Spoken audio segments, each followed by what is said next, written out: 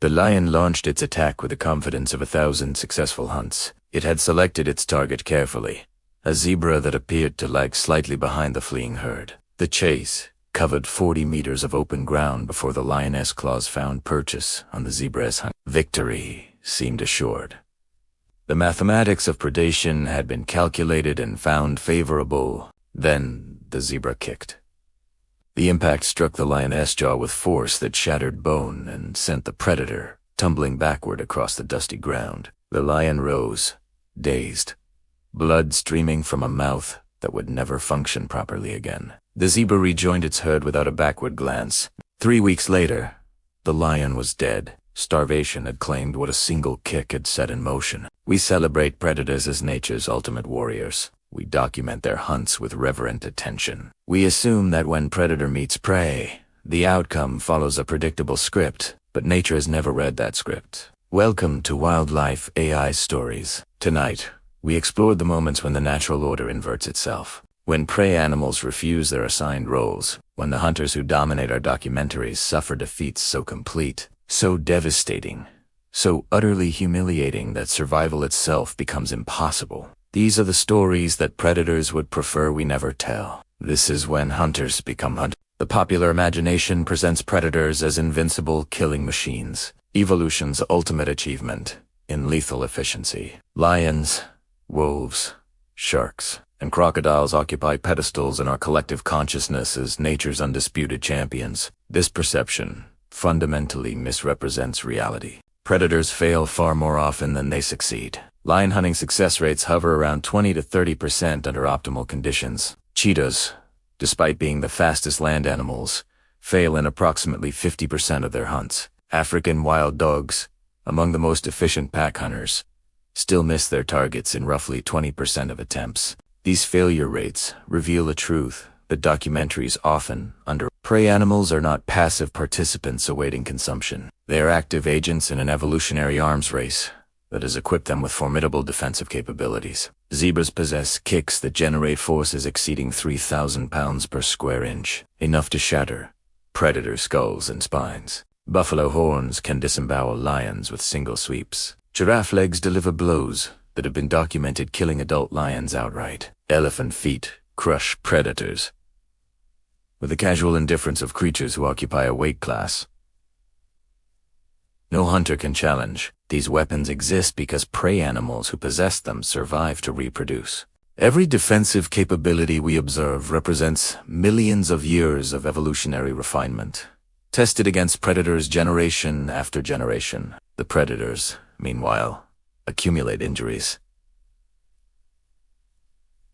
Each hunt carries risk. Each contact with prey may prove the last. The apex predator-esque life is not one of easy dominance, but of calculated gambles, where miscalculation means death.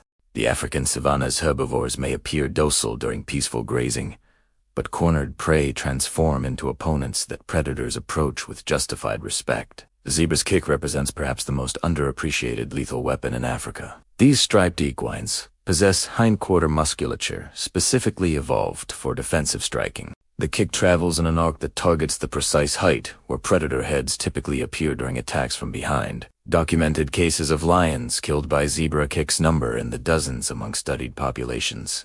A single well-placed kick transforms an apex predator into a carcass. Giraffes pose even greater danger despite their gentle demeanor. Their legs, extending over 6 feet in length, accelerate hooves weighing several pounds to speeds that generate devastating impact forces. Unlike zebras which kick backward, giraffes can strike in any direction, including forward kicks that catch lions attempting frontal attacks. Researchers have documented giraffe kills of adult lions that occurred with single blows. The predators apparently misjudged their approach, entered the kill zone of those powerful legs, and paid the ultimate price for their error. Mother giraffes defending calves become particularly dangerous, their normally placid behavior replaced by aggressive readiness that experienced lions recognize and avoid. Wildebeest, though individually less formidable than zebras or giraffes, occasionally killed predators through sheer defensive determination. Their horns, curved and sharp, have impaled lions during attacks that brought predator and prey into close contact. The chaos of a wildebeest stampede has trampled lions too slow to escape the thundering massive body. Every herbivore on the African plains carries weapons.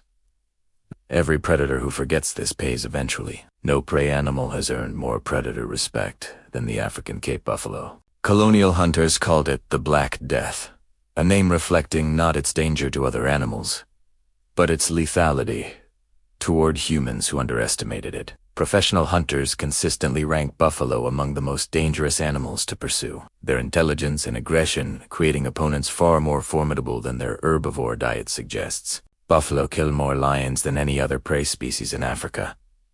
The kills occur through multiple mechanisms. Individual buffalo caught by lion pride sometimes survive long enough for the herd to mount rescue operations. When the herd arrives, the dynamics reverse entirely. Lions find themselves surrounded by 2,000-pound animals whose horns can hook and toss predators like toys. Documented observations describe buffalo herds trampling lions that failed to flee quickly enough. They describe buffalo returning to attack already dead lions, behavior that suggests either confirmation of kill or something approaching revenge. They describe lions who successfully killed buffalo, being themselves killed by herd members who arrived moments too late to save their companion. The horns themselves deserve particular attention. The boss, the fused horn base that covers a mature bull's skull, provides a battering ram that can flip vehicles and shatter bones. The curved horn tips hook into soft tissue and tear with motions that exploit the full power of the buffalo's neck muscles. Lions have been found eviscerated by buffalo horns, their intestines exposed by single sweeping strikes.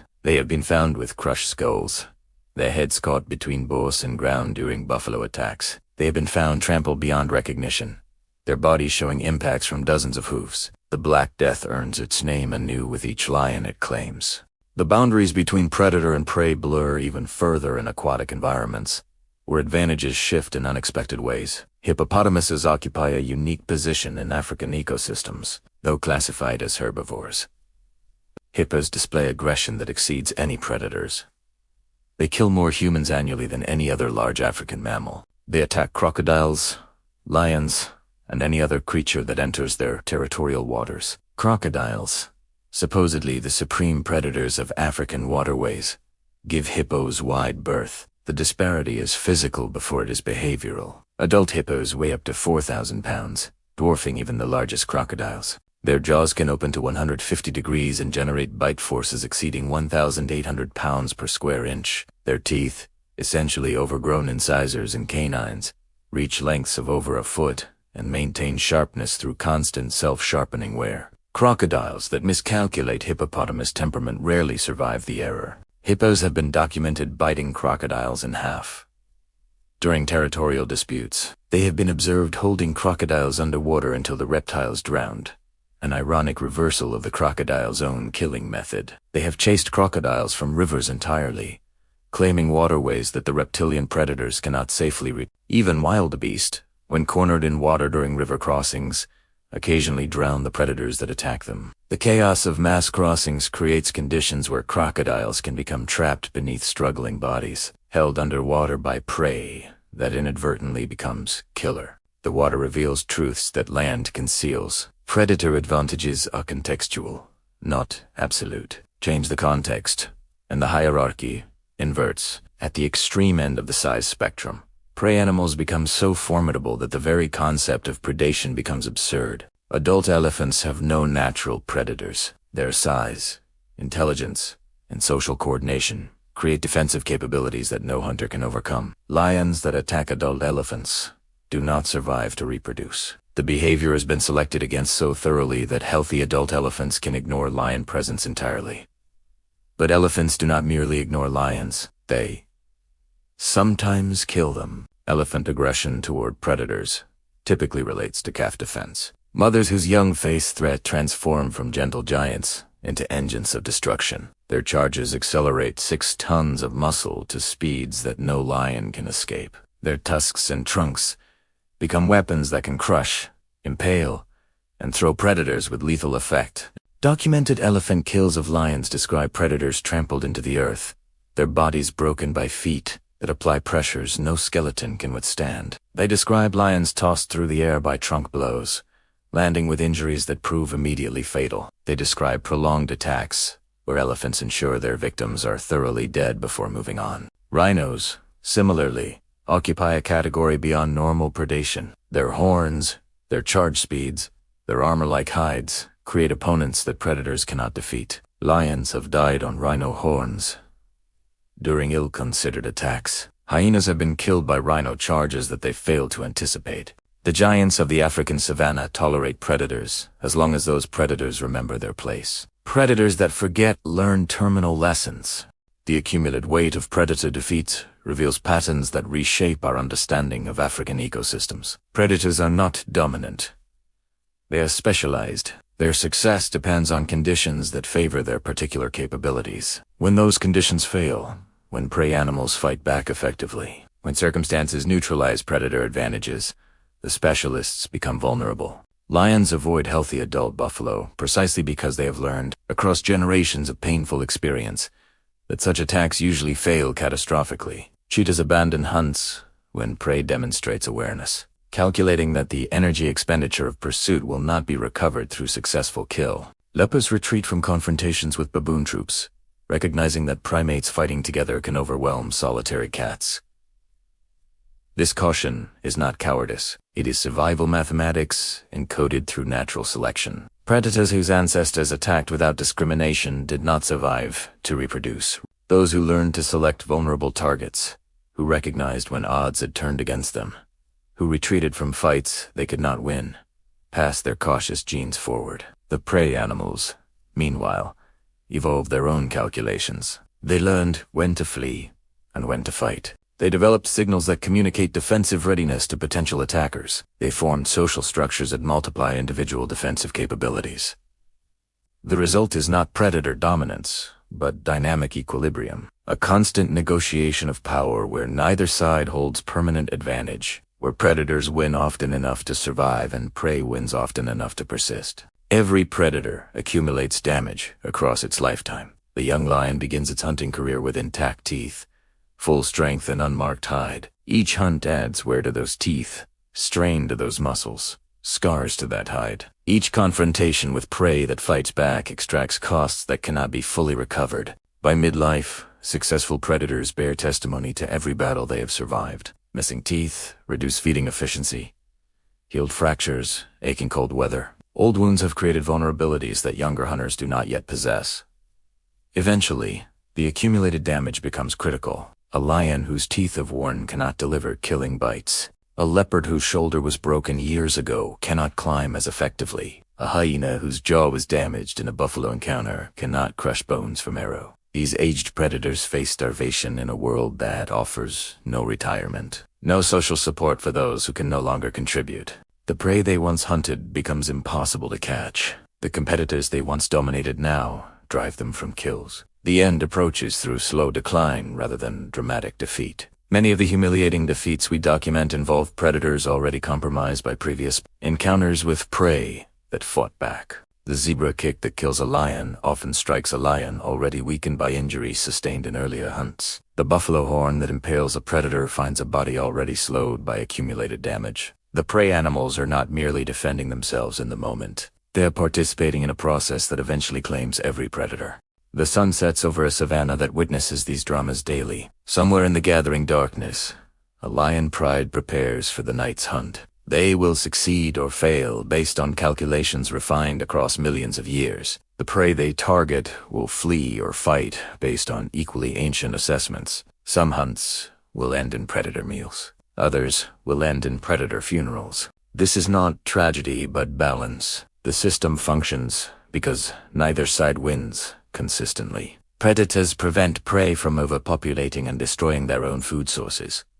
Prey prevent predators from becoming so numerous that they eliminate their own sustenance. The humiliating defeats we have documented serve essential purposes. They teach predators caution. They remind hunters that prey possesses power. They maintain the equilibrium that allows both sides to persist. There is something profound in watching the supposed masters of the food chain brought low by animals they intended to consume. It challenges our narratives of dominance and submission. It suggests that power is never absolute, that the vulnerable always possess capabilities for resistance, that the hierarchy we perceive may be more fluid than it appears. The predators will hunt again tomorrow, Some will succeed, others will fail. And occasionally, rarely, but inevitably, the hunters will become the hunt. This has been Wildlife AI Stories. Thank you for witnessing the moments when nature's script gets rewritten by those who refuse to play their assigned roles.